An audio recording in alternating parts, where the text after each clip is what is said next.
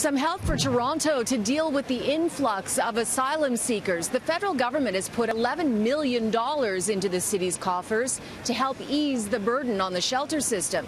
It's good news, but it's a drop in the bucket. The city has been asking for $65 million. It's an important step forward, and it is. If you look at where we were, say 6 or 8 weeks ago when we met with you and talked about this, we had none of the money. We now have $11 million actually in hand. In 2016, the mayor says approximately 11% of refugees relied on Toronto's shelter system.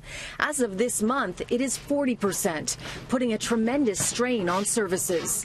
Bill Blair, the federal minister for border security, was at City Hall for the announcement today. He said more money is coming, and all 3 levels of government have to work together. However, the province was noticeably absent. I haven't heard you mention the province. What's going on with your spat with them? Well, we're not having a spat. No, I'm very interested in working with the province.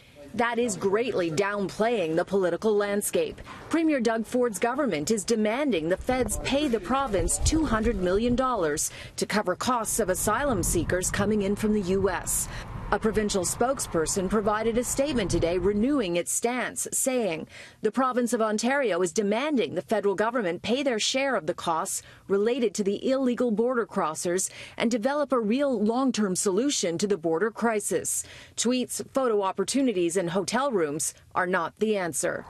Blair also announced the federal government has paid for hotel and motel rooms for some 272 asylum seekers so they can move out of Toronto dormitories before students return to school.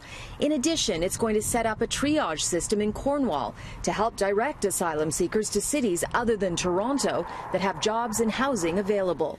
The Liberals seem to be losing ground on the asylum issue. A new Angus Reid poll finds 65% of Canadians feel the number of crossings is too many for the country to handle.